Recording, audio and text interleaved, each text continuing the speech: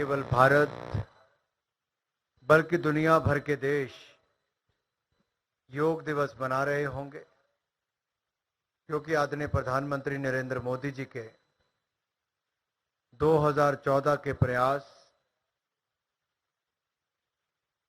कि 21 जून को अंतर्राष्ट्रीय युवा दिवस के रूप में मनाया जाए।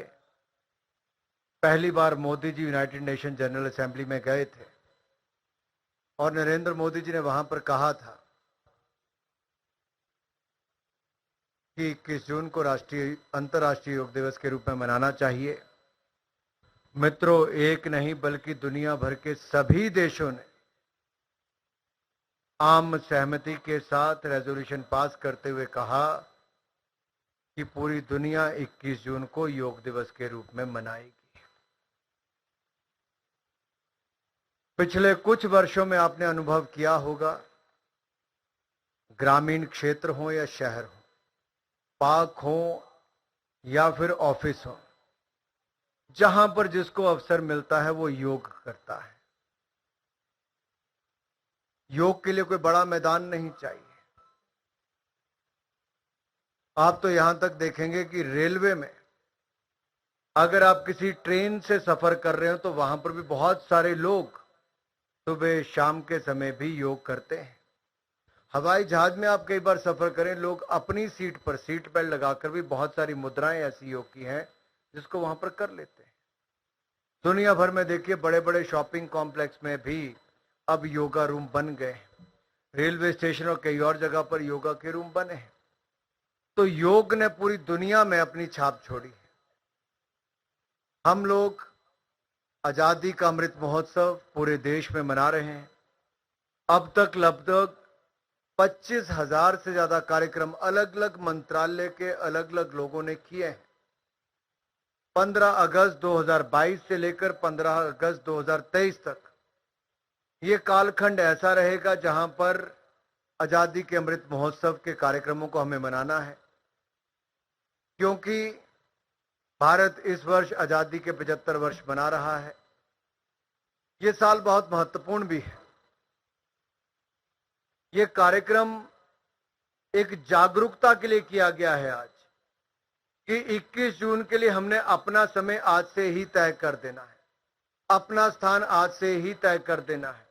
हमें खुद भी योगा करनी है और अगले कुछ दिनों तक 14 मई से लेकर 21 जून तक हमें इसको हर गांव, हर तहसील, हर पंचायत, हर जगह तक पहुंचाने का प्रयास करना है, क्योंकि इस बार का 21 जून का योग दिवस में भारत में ऐसा वातावरण होना चाहिए कि दुनिया के आज तक के सारे रिकॉर्ड योग के टूट जाएं। इतनी बड़ी संख्या में पूरा योग होना चाहिए।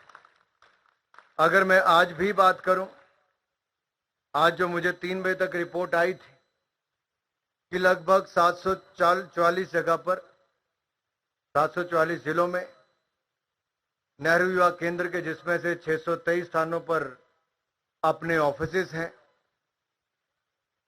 वहां पर 4,862 एक्टिविटीज हुई हैं और जो योग एक्सपर्ट उसमें शामिल हुए, जैसे अभी हमको अगले कुछ देर में सिखाएंगे, वो 3,769 वो हैं।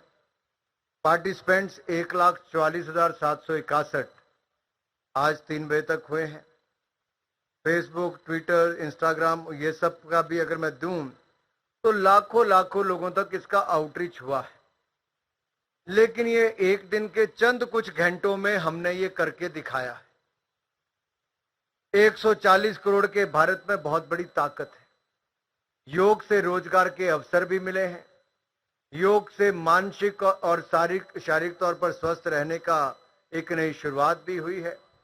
और कोविड-19 पैंडेमिक के समय भी, जब तक कोविड-19 वैक्सीन नहीं आया था, तब तक सबसे बड़ी राहत किसी ने दिलाई तो कहीं एक और काढ़े ने, दूसरी और योग ने, तो कहीं अपनी अंदर ही अंदर इम्यूनिटी सिस्टम, रोग प्रतिरोधक क्षमता को बढ़ाकर हमने किया है।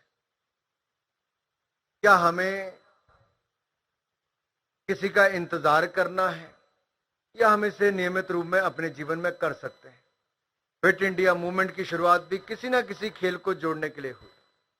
अब मेरे साथ तो खेल मंत्री के बनने के बाद एक नई शुरुआत हो गई कि जहां किसी खेल को देखने जाता हूं या शुभारंभ करने जाता हूं या फैसिलिटी देखने जाता हूं तो टेबल टेनिस वाले मेरे हाथ में टेबल टेनिस का टेबल पकड़ा देते हैं, बैडमिंटन वाले रैकेट पकड़ा देते हैं, कोई बॉक्सिंग के ग्लव पकड़ा देता है, तो कोई क्रिकेट का बैट पकड़ा देता है। ये जरूरी नहीं कि मुझे खेल मंत्री होते सब कुछ खेलना आना चाहिए, लेकिन भावना सबके अंदर खेलों की आए, फिटनेस की आए, जागरूकता बढ़े, तब जाकर 140 करोड़ के भारत में ये जो 60% से ज्यादा युवा हैं, ये इतने स्वस्थ होने चाहिए।